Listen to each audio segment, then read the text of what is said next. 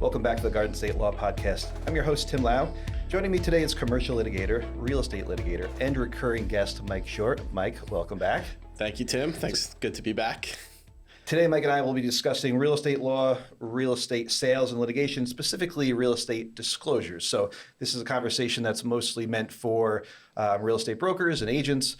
Before we get into it, Mike, maybe you could tell us a little bit about your practice. Sure. Yeah, no, like you said, I'm a litigator here at Saiber. I've been here for about 7 years, practicing overall for a little over 15 years. I do a broad scope of litigation, primarily over the last several years.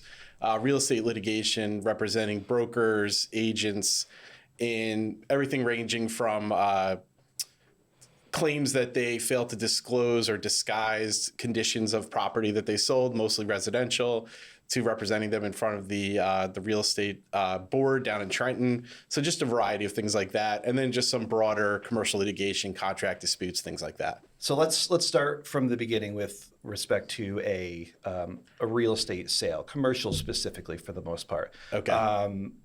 A sale happens. There is typically a seller's disclosure. The real estate agent needs to disclose any issues or problems with a home. So there is something called a seller's disclosure statement, correct? So what is that? Where do we start? Start from the beginning. Yeah. So actually, this more applies to residential, so not to commercial. So for residential, if you've bought a home, you want to find out what exactly it is you're buying. So that's why people go and they do their in-house tours, they go to open houses, things like that. But when you get down to the nitty-gritty of putting in an offer, that's at the point where usually you will get 99.9% of the time a seller's disclosure statement. So the seller's disclosure statement is probably like 4 or 5 page form that the seller fills out. The one that 99% of the people use is one that's been promulgated by the New Jersey Association of Realtors.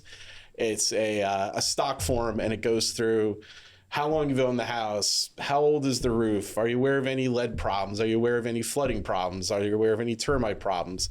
And it's a checklist that you go through as a seller, and you fill it out to the best of your ability. And when a potential buyer is getting it, they're going to look at that seller's disclosure statement, and during that attorney review period, they can determine, is this a property I want to buy? Because if you might look at a building and say, oh, this is a charming old Victorian in Westfield, it's everything I want, beautiful gable windows, the whole 9 yards. And then you get the seller's disclosure statement, and it's chock full of lead. There's been flooding every day. Anytime it drizzles, there's water in the basement. Then you can make a decision, is this still the property I want to pursue or not? So the seller's disclosure statement is also a way for the sellers to defend themselves from any claims that they disguised any type of material defect in the property, whether it's a latent defect, one that you can't really see, but maybe the seller knows about. By disclosing it, if someone then purchases the property, finds this or has issues with this potential issue, they can't come back to the seller and say, hey, you never told me about this. Mm-hmm. And for purposes of real estate agents, like who I represent on a regular basis, they can be held liable under the Consumer Fraud Act, which is this very pernicious statute in New Jersey where if someone is able to successfully file a claim under the Consumer Fraud Act, they're entitled to their actual damages times 3 plus attorney's fees. So you could take a case that might be over a $2,000, a $2,000 window that somebody knew was broken but was never disclosed, and that could become a $6,000 claim plus attorney's fees. So attorneys have an incentive to try and pursue what would otherwise be a pretty low value claim. So by having a seller's disclosure statement under the Consumer Fraud Act, there's an exclusion for real estate agents if they have conducted a reasonable inquiry into the property. And there's case law saying that obtaining a seller's disclosure statement and then providing that to the buyer satisfies that inquiry. And then on top of that, the real estate agent conducts their own visual inspection. So if a guy fills out a seller's disclosure statement and says, like, we've never had water in the basement, and the agent goes down there and there's fish swimming through, you'd be like, I don't know if that's right. So like stuff like that, it's not a complete like inoculation as soon as you get a seller's disclosure statement that the realtor has no potential liability. They still have to do some level of due diligence at that point. So and forgive me if you said this. This is required by law or not required by law in New Jersey, and I would imagine it might be state specific, state by state. Yeah, and there's some wild ones. Like just for an example, like in New York, until very recently, I think it's coming into effect in 2024. A seller could pay a $500 fee and not disclose anything. So they might be aware of asbestos, leaky pipes, all kinds of structural issues. But as soon as they filled out this form and submitted a $500 check, I believe, to the Department of State, they were not required to provide any disclosures at all. That's a red flag as a buyer, right? It is, and is it because it was so commonplace that almost nobody would do it? Because then why would you risk failing to disclose something if you could just pay $500? Sure. So, but I believe that's going away, except for some minor exceptions for if the property is owned by an estate, other people that didn't live there, they're not going to have firsthand knowledge about what happened in the property, so they could do that. And again, that's New York. That's New York, yeah. So in New Jersey, there's a legal requirement that is under case law that a seller provide or disclose all known defects, latent or visual, to a buyer prior to the sale.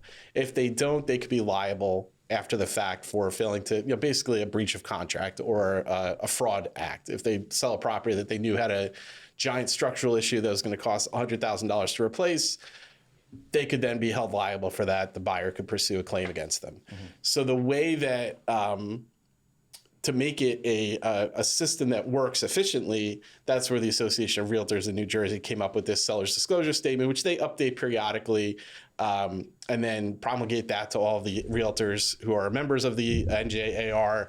And then that is provided to sellers who fill it out and give it to buyers. It's a form that can't be manipulated. It's pretty standard. Like what you see is what you get. It's going to be the same one across the board that everybody's using. Yeah, and there could be like addendums. I think we might talk about that later. There might be like additional information that might not be squarely contained within the seller's disclosure statement that if the seller knows and the realtor knows that it's a material issue, they might have to disclose that. So, and it does evolve. It gets updated on a regular basis. And even more recently, just as of 2024, there's a new form that has to be filled out by sellers that's not part of the seller's disclosure statement promulgated by the Association of Realtors.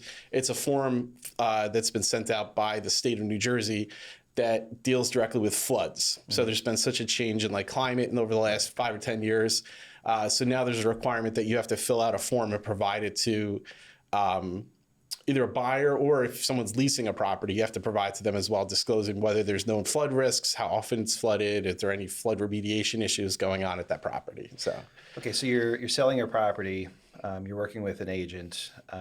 You're filling out this form. You're working with your agent to disclose whatever it is that you know. How forthcoming, how honest really are we being? Are we picking apart every last little thing that could possibly, be an issue, or we're talking about serious things that you are aware of? How honest are we? Really? Yeah. It's the key word is material. Yeah. So if you have a leaky toilet. And time to time there was some water there. Can there be water damage? I don't know. I don't think so. I've been trying to keep it clean, but what level of detail are we really going into? So something like that, like say a leaky toilet that might be causing leaks, the best practice would be to say potential leaks in toilet has been remediated over the years, mm-hmm. unsure of current status. Mm-hmm. That's the thing that's very important. You might not know. So if you don't know the age of the roof, let's say, you could say, do not know.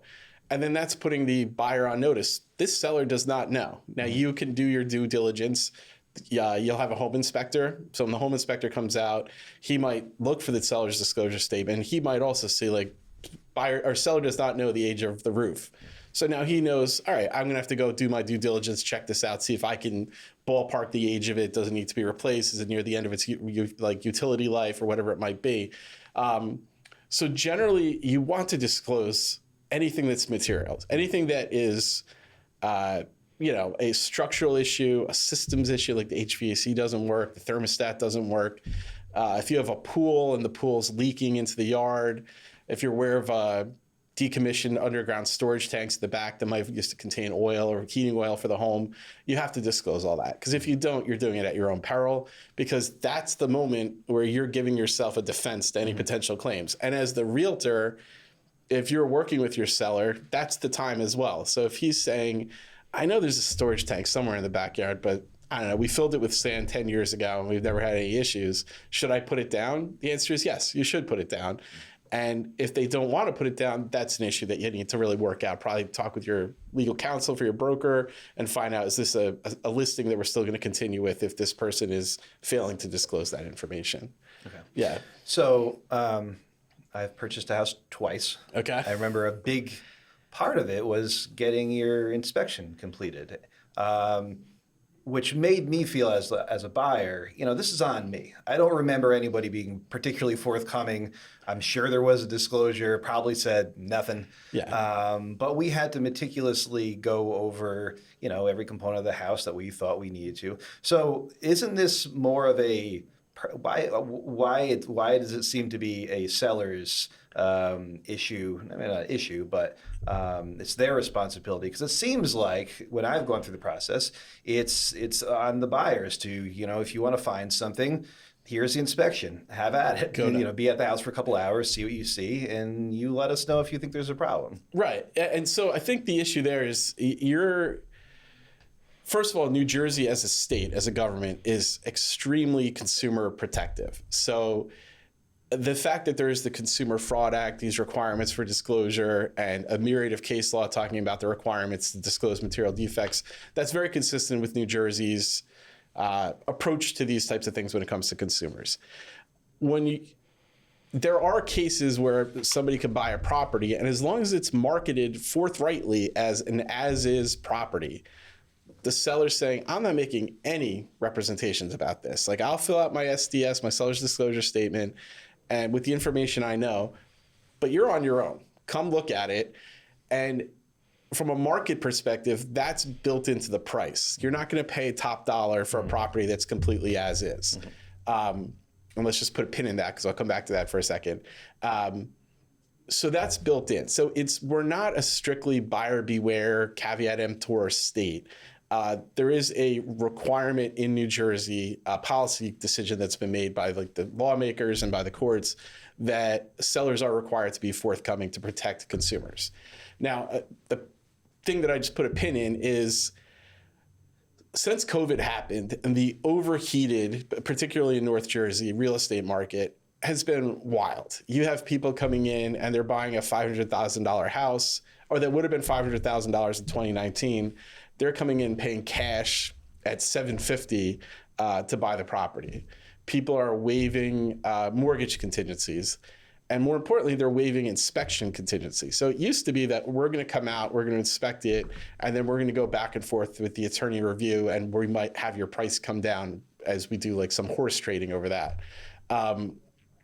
What you see now is that there are cases where the inspection is waived to the extent that they're not going to ask for credits.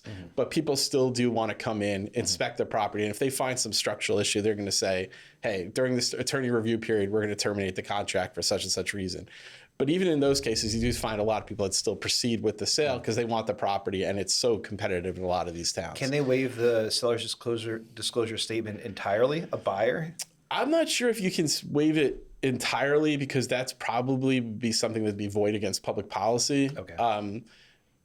Because there would probably be an argument to be made by the courts or by anybody that these types of disclosures are beneficial to the entire community, to the entire system. Yeah. So to waive that is probably something you might not be able to enforce. And if you're willing to waive it, you're basically willing to also just say, I don't care what comes up on it either. Yes. So yeah, exactly. And sometimes you have people who they're buying the land as opposed to the house, so they don't really care. As long as there's no asbestos, they're going to knock the house down, build their brand new house or whatever it might be. Sure. Right.